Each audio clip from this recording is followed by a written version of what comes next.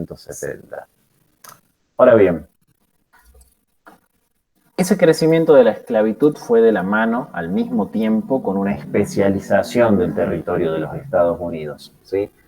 Ahora, ¿por qué es posible conocer esto y por qué los esclavos quedaron refrescados en los datos? Lo cual es bastante raro, porque generalmente en otras experiencias históricas de otros países, la mano de obra no asalariada rara vez era censada, ¿sí? No se la censaba. Bueno, en Estados Unidos se censaba a los esclavos igual que a la población libre, porque la cantidad de esclavos que tenía un estado otorgaba cierta cantidad de escaños en el Senado de la Nación. Miren esto de particular. Y generalmente, trayendo a la actualidad, sabemos que las provincias tienen cierta cantidad de diputados nacionales, hablando de Argentina, acorde a la cantidad de población que tienen. Bueno, en Estados Unidos, en esta época, acorde a la cantidad de esclavos que se poseían, era la cantidad de bancas que se obtenían en el Senado de la Nación. Increíble. Obviamente, con esto, los estados del sur, sobre todo, pujaban por tener mayor cantidad de esclavos para tener mayor cantidad de representantes y poder defender sus intereses económicos en el Senado. Ahora, ¿qué pasaba en el otro extremo de los Estados Unidos, en los estados del norte? Bueno, esos estados del norte, a diferencia del sur, habían logrado una mayor diversificación económica, lo cual también los había diferenciado entre sí. Las principales metrópolis eran Nueva York y Boston y Nueva Inglaterra, ¿sí? Ahí se había producido un desarrollo económico bastante importante, incluso en Nueva Inglaterra se había desarrollado un centro financiero, ¿sí? Se había convertido en una ciudad financiera muy importante para la época. Ahora, algo que hemos visto, ¿sí? Muy, ¿cómo diría la palabra? Ha sido muy corriente, ¿sí? Dentro del cine estadounidense, el problema del oeste, ¿sí? El Far West, las películas de vaquero, de los cowboys que hemos visto a lo largo de toda la vida, ¿sí? Va a ser una cuestión central y nodal para explicar el crecimiento de los Estados Unidos. ¿Por qué? Como les mostré en el mapa hace rato, Estados Unidos solamente era la franja de la costa atlántica, no era otra parte del territorio. Bueno, para crear e incentivar ese mercado interno, era necesario colonizar el resto de ese inmenso territorio que estaba sin ocupar entre comillas. Sabemos que estaba ocupado por las comunidades indígenas, ¿sí? de Norteamérica, los cherokees, los pieles rojas, ¿sí? y otras comunidades más que van a ser barridas, exterminadas y asesinadas por el avance norteamericano sobre la frontera oeste. ¿Cuál era la preocupación de los estados del norte? Que al incorporar esas tierras del oeste, sobre todo con el ferrocarril, una vez que se impulsa el desarrollo ferroviario y las vías tienden a extenderse hacia el Océano Pacífico, les preocupaba que no fueran estados que se incorporaran a los estados del sur, que el modelo económico que prevaleciera fuera el del norte. Esto va a llegar a un punto positivo para el norte cuando las elecciones presidenciales de 1860 den la victoria a Abraham Lincoln, ¿sí? Lo habrán sentido nombrar muchas veces a Lincoln, que era un abolicionista, ¿sí? Lincoln estaba a favor de la abolición de la esclavitud, ¿sí? No porque fuera bueno o porque fuera humanitario, sino porque evidenciaba que en el trabajo libre había mayores oportunidades de crecimiento y desarrollo económico que en el trabajo esclavo. Esa victoria de Lincoln, ¿sí? no va a ser aceptada por los estados del sur y va a llevar al camino de la guerra civil. Sin entrar en todos los pormenores de la guerra, Piketty aporta una serie de datos que me parecen muy interesantes para pensar. Piketty dice, ¿por qué en lugar de llegar a la solución de la guerra, Estados Unidos no apostó por una abolición gradual, como fue el caso, por ejemplo, de Inglaterra?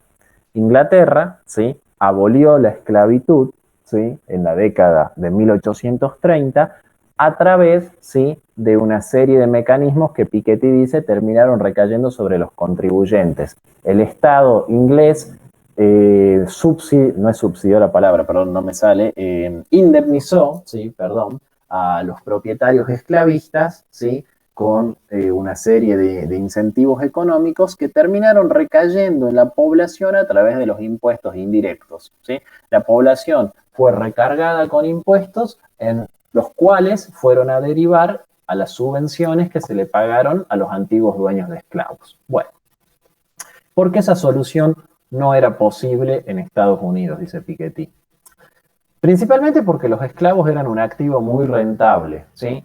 Un esclavo, ¿sí? O sea, el valor de cambio de un esclavo equivalía a 10 o 12 años de lo que significaba la retribución de un trabajador libre, ¿sí?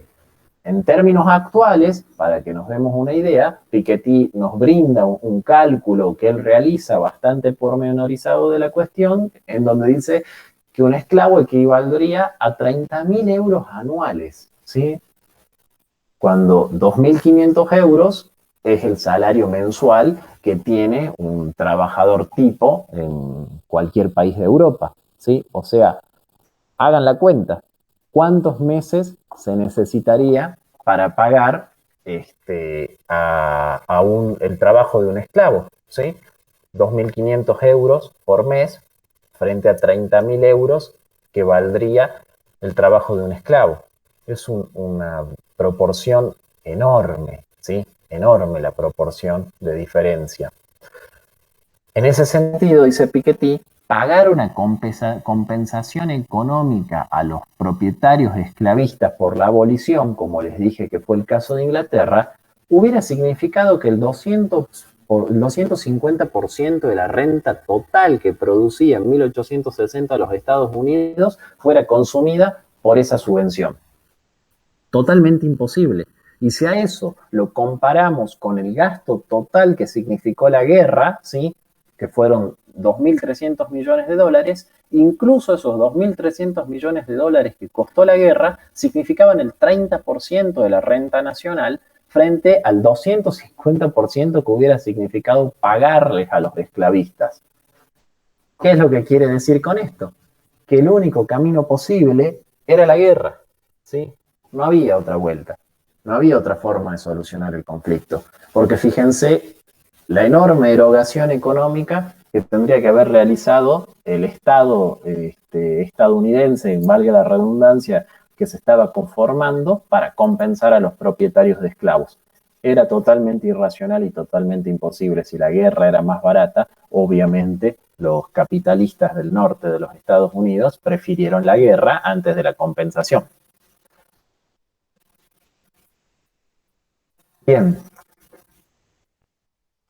¿qué podemos decir entonces de manera general sobre el caso de la industrialización estadounidense? Bueno, primero que es un proceso bastante rápido, ¿sí? Tengan en cuenta, cuando empezamos a hablar sobre la situación de los Estados Unidos, que es un país que se independiza, ¿sí?, en 1776. Para que tengan un dato comparativo, en 1776 se crea el Virreinato del Río de la Plata, donde va a estar incluida la futura Argentina, ¿sí? O sea, cuando aquí se está creando la organización colonial virreinal, ¿sí?, Estados Unidos ya logró su independencia.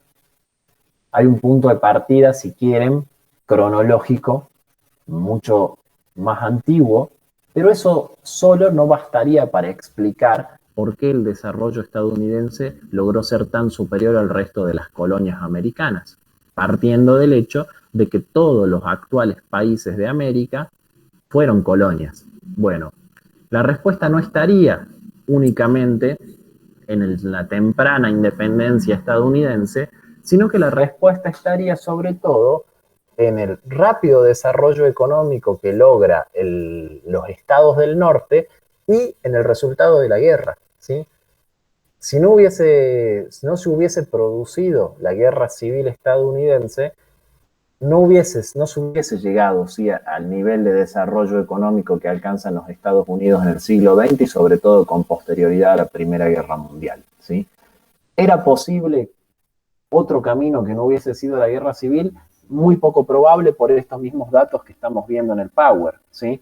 seguir otro camino alternativo a la guerra civil hubiera significado otro proceso de desarrollo económico y quizás otro resultado que, bueno, no podemos adivinar. Pero haciendo, si quieren, un análisis retrospectivo en base a los números que aquí tenemos presentes, y bueno, la verdad que no era posible otro camino para la abolición de la esclavitud en los Estados Unidos. Conclusión general del desarrollo económico de Estados Unidos, bueno, podemos ver, ¿sí?, que el gran crecimiento capitalista norteamericano se basa en dos elementos centrales. Yo diría, por un lado, ¿sí?, el rápido crecimiento económico que tienen los estados del norte, la rápida integración que logran dentro del mercado mundial a través de las colonias del sur, ¿sí? No podemos, como les dije, no se puede entender solo a través de los estados del norte, sino que la producción de algodón que contribuyó al desarrollo británico es muy importante.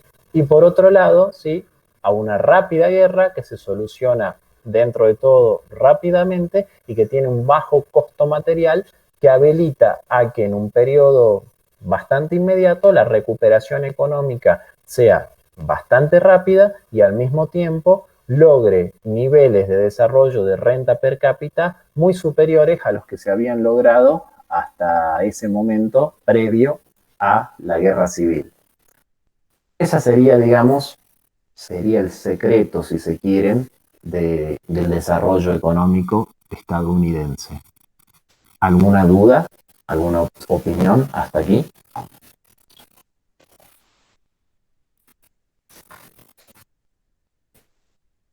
Profe.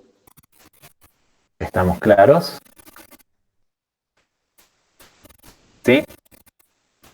Bueno. Sí se entiende. Bueno.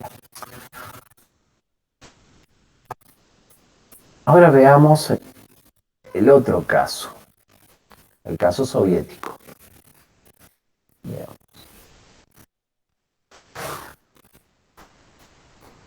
Perdón. Ahí está. Esperen que no sé por qué no me deja poner la pantalla completa. Ahí está. La industrialización y el crecimiento económico de Rusia, de lo que se va a transformar en la Unión Soviética, ¿sí?, es bastante particular y bastante interesante, sobre todo si tenemos en cuenta que después de la Segunda Guerra Mundial, ambos países, la Rusia soviética y los Estados Unidos, se van a convertir, digamos, en enemigos acérrimos